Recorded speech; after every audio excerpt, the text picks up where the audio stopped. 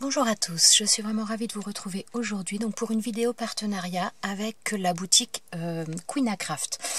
Donc ils m'ont reproposé un partenariat que j'ai accepté parce que franchement j'aime beaucoup leurs produits. Je trouve qu'ils ont des produits de qualité, donc voilà, je vais vous présenter ça tout de suite.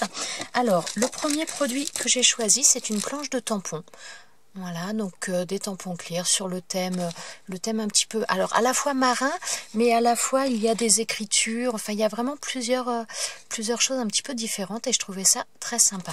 Alors pour ce tampon, j'ai fait une carte. Alors voilà, donc j'ai voulu faire une carte en utilisant un maximum les tampons. Alors je les ai pas tous utilisés, je n'ai pas utilisé celui-ci, les écritures comme ça, je n'ai pas utilisé celui-ci. Et tous les autres, je les ai utilisés.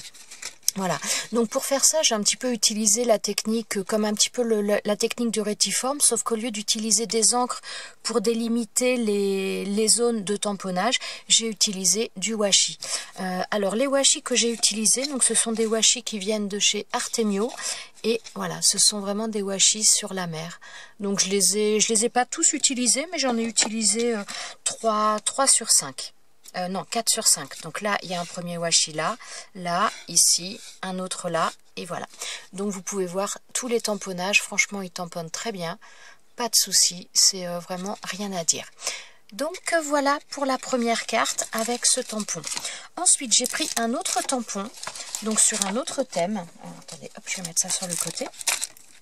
Alors, j'ai pris ce tampon-là, plutôt donc dans le thème couture. Ah oui, je vous ai pas précisé au niveau des encres. Le tamponnage sur celle-ci, donc je l'ai fait avec de la Versafine noire. C'est la Onyx Black. Donc voilà. Ensuite, donc pour cette planche de tampons, j'avais pas du tout sur le thème de la couture, j'avais pas vraiment de tampons, hormis des boutons, des choses comme ça, mais j'avais pas ce genre de choses, donc j'étais vraiment très contente de l'avoir. Donc j'ai fait une carte également avec. Donc pour la carte, j'ai utilisé ces tampons là. Et j'ai également utilisé ce set de die, enfin ce set de die, ces dies là qui font donc des effets de timbre. Donc je trouvais ça vraiment très sympa. Donc ça c'est vraiment des choses qu'on peut utiliser de manière complètement différente sur tous les thèmes. Et donc moi je l'ai utilisé avec la couture pour une carte. Alors voilà ce que ça nous donne. Donc petite carte, donc j'ai pas mis de sentiments. Je pense que par la suite je mettrai certainement ou un joyeux anniversaire ou autre à ce niveau-là. Alors j'ai utilisé donc les timbres, je les ai quasiment tous utilisés. Donc là dans ceux-là, j'en ai utilisé que 2 des carrés. Après tous les autres je les ai utilisés en totalité. Donc là on en a un premier, on en a un autre là, et là il y avait une bande de 3 et moi j'en ai utilisé que 2. Donc j'ai utilisé ensuite les tampons donc de cette planche là. Donc j'ai utilisé le bouton, la bobine, la bobine de fil, les bobines là, j'ai utilisé la pelote, j'ai utilisé les ciseaux, les coupe-fils, la petite pince à linge là, et j'ai utilisé également la machine à coudre. Donc voilà, tous les tamponnages, je les ai fait avec la Versafine. J'ai pris la Vintage. Attendez, hop, dans l'autre sens, ce sera plus facile. Voilà, la Vintage Sepia. Alors, à chaque fois, donc j'ai fait mes tamponnages là. Ensuite, donc j'ai passé, je sais plus quelle encre j'ai utilisé. C'est donc j'ai ancré les bords en rouge, tout simplement. Ensuite, donc j'ai pris un papier couleur ocre. J'ai ancré le bord systématiquement. J'ai fait un petit peu des ombres sur les bords avec la Distress Ink, la Vintage Photo. La rouge, je sais plus, j'ai pris une rouge, mais je sais plus laquelle j'ai utilisée. Ensuite, j'ai mis un papier de matage, donc dans les couleurs bleu marine en dessous. Et je suis venue mettre, donc là, faire le tamponnage de la machine à coudre. Donc franchement, les tampons se font très très bien. J'ai fait le tamponnage avec la Vintage, la Sepia, la Vintage Sepia, voilà, la Versafine. Et je suis venue ensuite passer avec de la poudre à embossage transparente. Voilà, j'ai récupéré un morceau de mon papier de matage en bleu marine que j'ai remis ici et j'ai mis un washi un peu girly puisque donc on est dans le thème de la couture et comme je vous ai dit, je pense que voilà, en fonction de qui je l'offrirai, je mettrai un message, selon l'occasion pour laquelle je l'enverrai, je mettrai un message à nouveau ici, donc pour l'instant je n'ai rien mis. Mais franchement très sympa ces tampons, j'aime vraiment beaucoup. Donc voilà, j'ai utilisé ces deux planches-là pour faire cette carte. Ensuite, autre tampon que j'ai choisi. Alors je pensais qu'il allait être plus grand. Il est petit et finalement je trouve ça pas mal du tout puisque j'en avais un qui était plus grand, une partition musicale qui était plus grande. Donc finalement je trouvais ça plutôt sympa. Donc, alors au niveau de la dimension, je crois que c'est 13, non c'est 11. Ouais, même pas. Ouais, ça fait, au niveau du tamponnage à proprement parler, ça fait à peu près 10 cm. Donc voilà pour ce tampon là. Alors j'ai utilisé ce tampon pour une carte et je l'ai associé à ce die là. Donc c'est un die chat que je trouvais vraiment très très sympa. Je vais vous montrer, bon non la déco vous allez la voir sur la carte que j'ai fait après. Donc plutôt une carte un petit peu, je dirais un peu plus vintage. Donc j'ai utilisé la Versafine, j'ai pris la Vintage Sepia. Voilà, donc j'ai fait mon tamponnage, donc j'ai pris un papier couleur un peu vanille, j'ai fait mon tamponnage au centre, donc avec la Vintage Sepia, la Versafine. Ensuite je suis venue mettre un washi de chaque côté, et donc un petit peu washi vintage, et je suis venue mettre ensuite de la dentelle, donc c'était de la dentelle plutôt couleur beige, et je suis venue la passer, mettre un petit peu de couleur avec cette encre là, la Vintage Photo la Distress Ink Vintage Photo. Voilà, j'ai ancré également tout mon papier, le papier beige, je l'ai ancré également avec cette encre là. Et voilà, ensuite j'ai pris une petite fleur, enfin pas une petite fleur, mais c'était des fleurs en des fleurs en, je dirais, c'est une sorte de papier, mais papier, je sais pas comment dire, c'est pas un papier lisse, ça fait plutôt un papier un peu papier fibreux, voilà, je pense que c'est le terme le plus approprié. Donc j'ai passé de l'encre avec les doigts mousse, j'ai mis donc de la Distress, la Vintage Photo. Ensuite je suis venue mettre une attache parisienne au milieu et je suis venue la mettre là. Et donc j'ai fait la découpe du chat dans un papier marron. Je le trouve vraiment super joli ce chat, cette découpe avec les fleurs comme ça, je la trouve très sobre et vraiment très très belle. Donc voilà pour cette petite carte. Donc voilà, petite carte plutôt dans le style un petit peu vintage, mais j'aime beaucoup. Voilà pour les cartes. Alors j'ai pris autre chose, je voulais tester. J'ai pris un die boîte, un die comme ça. Alors je voulais tester parce que bon, si vous me suivez, vous savez que j'aime bien les boîtes, j'aime bien les die boîtes. Et je dois avouer que j'étais curieuse de voir le rendu enfin, pas forcément le rendu, c'était plus pour voir, parce que le rendu on le voit quand même bien sur le site, mais c'était pour voir un petit peu la conception, si elle était, parce que des fois il y a des choses qui sont pas toujours, qui manquent un petit peu de précision ou autre, donc je voulais vraiment tester ces die boîtes, donc j'ai fait 2 boîtes. Alors j'en ai fait une première comme ça, donc petite boîte vraiment toute simple, j'ai fait sur un papier imprimé. La seule différence, c'est qu'après, je suis venue percer avec la crocodile. Donc, sur cette partie-là et sur cette partie-là, j'ai inséré un ruban pour venir la fermer, tout simplement. Voilà. Donc là, ça nous donne ça. Franchement, je dois avouer que j'ai été... j'allais dire agréablement surprise. Je sais pas si je peux m'exprimer de cette manière-là, mais parce qu'en règle générale, c'est rare quand même d'être vraiment très déçu des die. Mais d'ailleurs, je vais en faire une boîte avec vous pour vous montrer vraiment comment elle est, parce que je l'ai vraiment trouvée exceptionnellement bien. Donc autre boîte que j'ai fait donc avec ce die là. Donc là par contre je n'ai pas percé, j'ai mis un scratch tout simplement. Alors par contre le côté sur le papier pailleté, il a du mal, parce que je sais pas si vous allez le voir, mais c'est un papier ouais, je pense que vous le voyez. C'est un papier avec des glitters, des paillettes. Et j'avoue que le scratch là, il tient moins. Il y a des fois, il tient, puis il y a des fois, il s'enlève. Donc, il faudrait que je rajoute une pointe de colle. Donc, voilà, ça nous donne ça. Puis là, j'ai mis un petit décor, une petite fleur et puis des feuilles que je suis venue rajouter. Donc, ça nous donne ça. Je vais vous donner les dimensions de la boîte une fois qu'elle est finie. Alors, en largeur, donc là, enfin oui, on va dire en largeur, elle fait 6,5 cm. En hauteur, quand elle est finie, elle fait un petit peu plus, ouais, elle fait quasiment 8 cm. Ouais, je pense que vous voyez.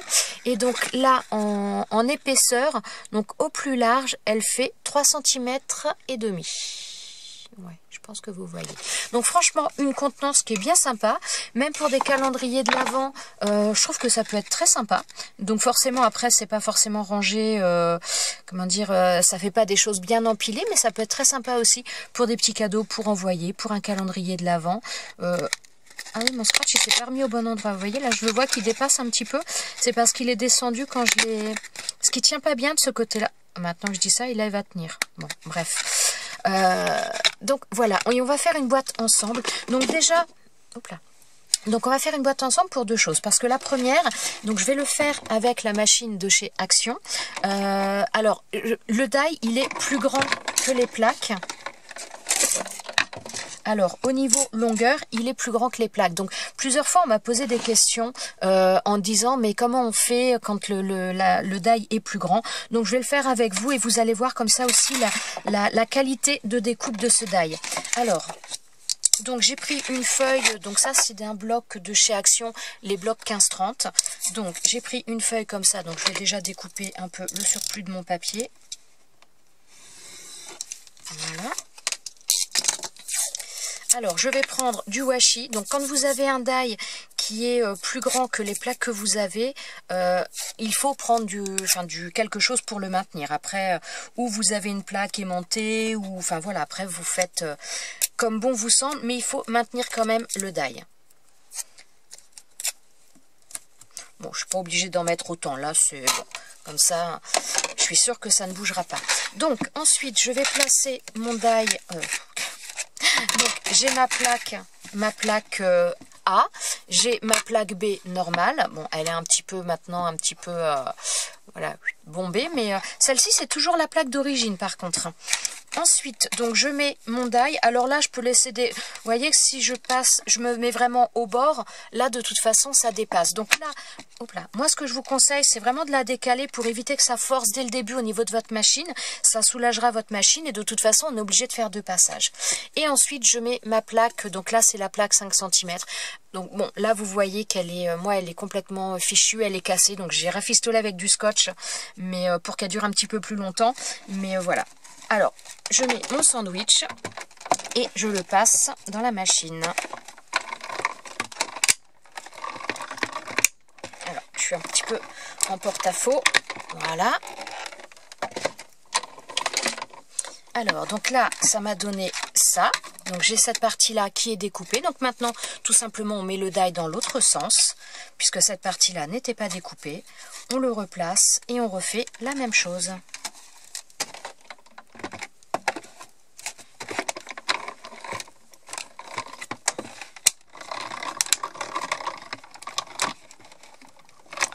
Alors là, je suis obligée de ressortir à cause du scotch que j'ai mis, parce que ça coince un peu.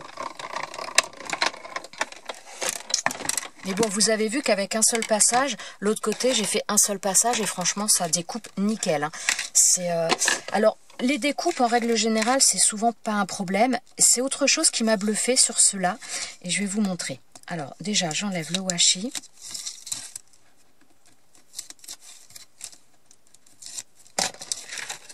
Hop. Donc là, la découpe, elle est nickel. Vous voyez également, avec la lumière, ça fait des reflets. Là, c'est pas toujours évident. Voilà, vous voyez qu'on a donc des pointillés. Alors, attendez, je vais essayer de monter ma lampe un tout petit peu. Peut-être qu'il y aura moins de reflets. Voilà, on voit qu'il y a des pointillés. Donc les pointillés, c'est tout simplement pour les plis. Ce sont les plis, ce ne sont pas des choses qui doivent se découper, mais ce sont les plis. Et très honnêtement, je trouve que la qualité à ce niveau-là, c'est impeccable. Parce que on va monter la boîte ensemble. Je vais plier uniquement le bas. Donc là, les 4 morceaux du bas. Alors déjà, vous n'avez pas besoin de forcer, pas besoin de prendre un plioir. Honnêtement, ça se fait tout seul. Hein. Je vais plier également la partie du haut. Et je vais plier... Comment dire, on a plusieurs plis. Cette partie ici, je ne vais pas la toucher, je ne vais pas la plier. Je vais juste plier ce grand morceau pour venir ensuite le coller tout simplement, terminer ma boîte. Donc là, celui-ci, hop, celle-ci, je n'y touche pas. Je vais juste plier ici et je vais plier également la dernière petite patte pour venir coller. Alors, ouais, bon, je vais prendre du double face, ça va peut-être pas être assez parce que comme c'est un papier un peu pailleté aussi, souvent ça tient moins bien. Mais bon, au pire, je remettrai de la colle par la suite si jamais. Alors,